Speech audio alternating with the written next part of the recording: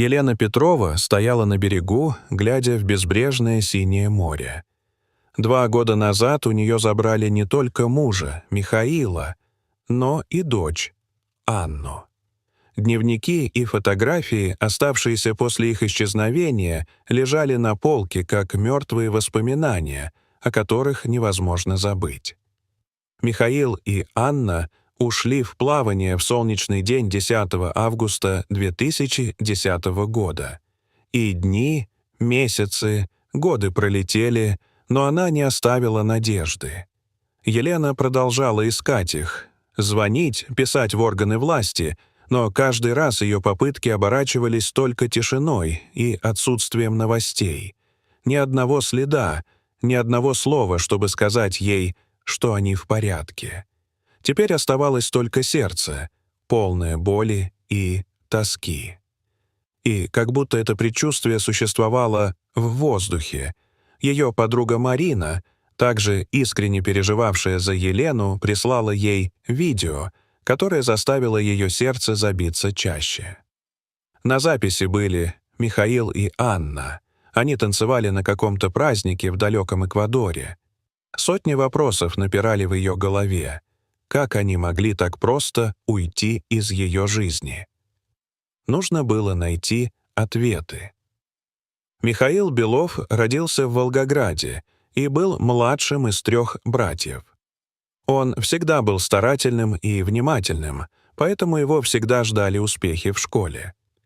После окончания учебы в 1967 году его призвали на службу в ВМФ СССР.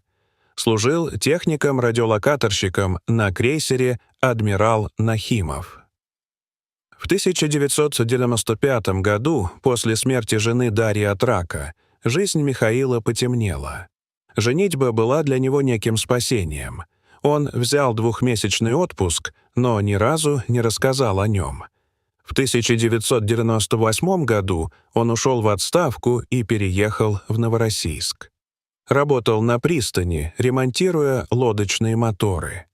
Его жизнь изменилась, когда он встретил Елену Петрову на воскресной службе. Она была утешением для него, и в 2004 году у них родилась дочь Анна. Анна с самого раннего возраста открыла для себя мир воды. Михаил всегда прививал ей любовь к морю. В то время как Елена собирала вещи и готовила обед, Михаил учил Анну плавать и нырять. Они проводили вместе много времени, и теплые воспоминания о дне, проведенном на пляже, давали смысл бесконечным летним дням. Однако Елена заметила, как Анна стала более уверенной и сосредоточенной. Учителя в школе утверждали, что Анна взрослеет, но Елена не придала этому значения. Одно лишь смущало ее. Через несколько месяцев после того, как они поженились, Анна стала более замкнутой. Елена дала ей дневник, чтобы дочь высказала свои чувства. И вот однажды, прочитав записи, Елена наткнулась на фразу «Море кажется безопаснее, чем суша». Она не придала этому значения, решив, что это чувствительность дочери к окружающему миру. В ночь на 10 августа 2010 года Михаил и Анна отправились на рыбалку. Это было что-то обыденное, ведь они часто проводили время вдали от дома. Елена лишь улыбнулась, вспомнив, как они часто теряли сигнал, и не испытывала беспокойства.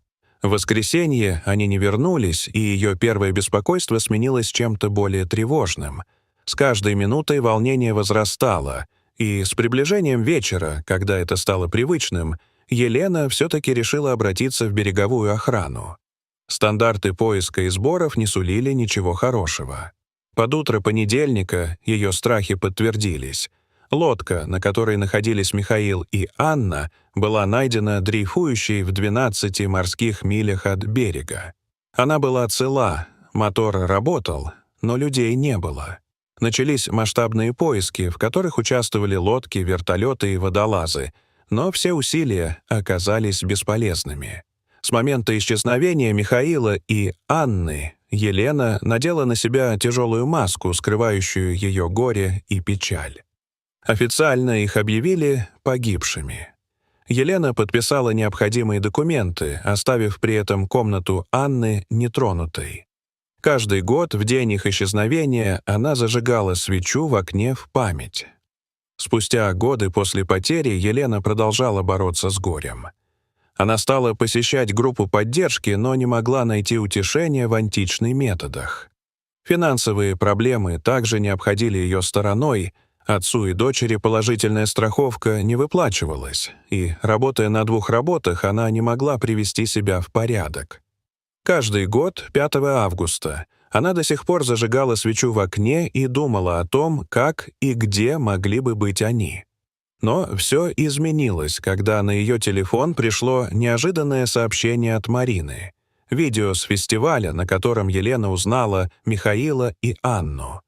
Сердце трепетало от радости, что они живы.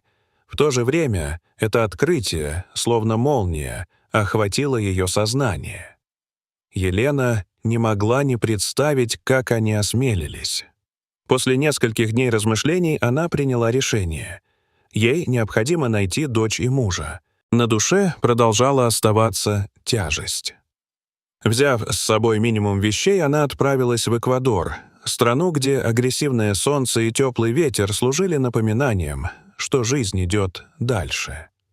Она села в самолет, в то время как мысли блуждали по прошлым дням, заполнив ее сердце противоречивыми чувствами. Когда Елена приземлилась в Кито в Испании, она приобрела билет на автобус до небольшого прибрежного городка. Путешествие длилось долго, и, наслаждаясь живописными пейзажами, она отгоняла пренебрежительные мысли. По прибытии в городок она поразилась красоте местных красот. Шум прибоя, веселые лица местных жителей и аромат рыбы, жарящейся на уличных прилавках. Но ее цель была четкой — найти дом Михаила и Анны. Следила за их жизнью.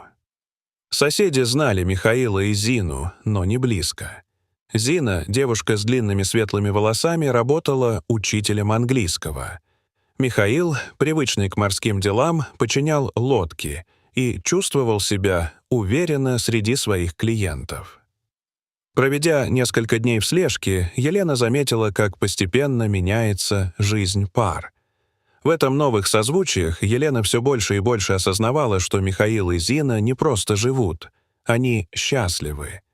В ощущении предательства разрывались старая ненависть и легкая радость.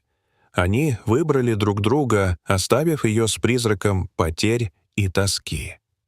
На ее сердечке развивались ноющие бурные чувства. Каждый вечер, созерцая звездное небо над Эквадором, у нее возникали одни и те же мысли. Почему они не вернулись? Почему они не вернули ей дочку? Они же оставили ее одну и забрали с собой все, чему она учила. Елена знала, что пришла пора решить, что делать. Она всегда была точной, и ее действия успешно всплыли. Приобретя пистолет у местного гуляки, она заняла место в чащах, откуда могла наблюдать за Михаилом и Зиной. В этот момент она осознала, что должна взять свой горький опыт и применить его. Настала ночь, когда солнечное светило запало в дремучую тьму, и она решила встретиться с парой. В сердце Елены разгорался огонь, а мысли обрывались. Она встретила их на улице. «Почему?» — начала она, запинаясь.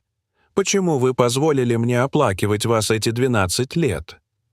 Достала пистолет, потрясая его в воздухе. Словно завороженная этой идеей, она оставила свои проблемы в прошлом.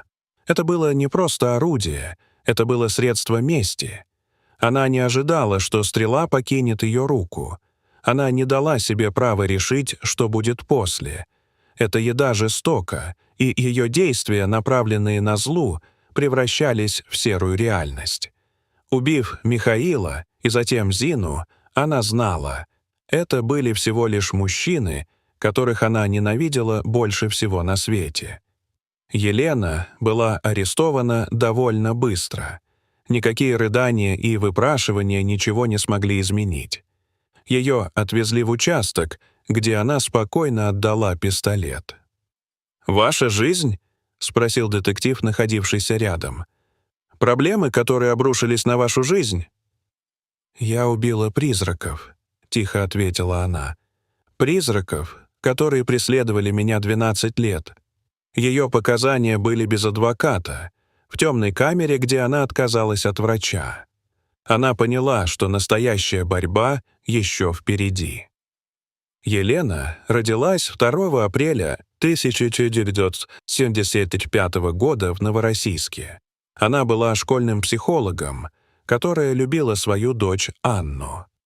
Эти дни остались в ее памяти, и, вспоминая время, когда Михаил и Анна отошли от нее, она снова и снова чувствовала горечь в сердце.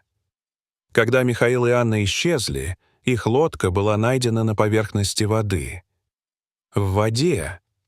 Чуть позже она узнала, что идея о том, что ее дочь живет, удивила испорченное алчное сердце. Теперь уже поздно. Согласно показаниям прокурора, события детективов и комиссаров старше, которые были представлены в суде, оценивалось довольно сурово. Елена понимала свою беззащитность.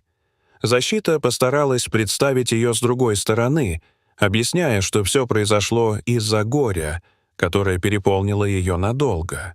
Психиатр, в свою очередь, подтвердил, это не была ярость, это было накопление лет боли и мести.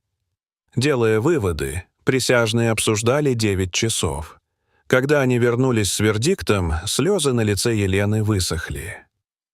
«В виновности. В 2 убийствах 2-й степени», — гласил приговор. Ее наказание — 30 лет с возможностью освобождения через 20 лет. Елена не плакала, но когда ее вели прочь, одна слеза скатилась по щеке. Теперь дом в Эквадоре пустовал. Местные жители ставили свечи за известные имена, но ни одно имя или надпись не могло бы вернуть ее к жизни. В то время, как Елена провела 12 лет, страдая от постоянной боли и расставаний, она решила больше не оплакивать их. Сквозь глаза тех, кто ушел, море никогда не хранило секретов, оно только откладывало их. Елена понимала, что пришла новая жизнь, но ужас оставался как старая печать на ее сердце.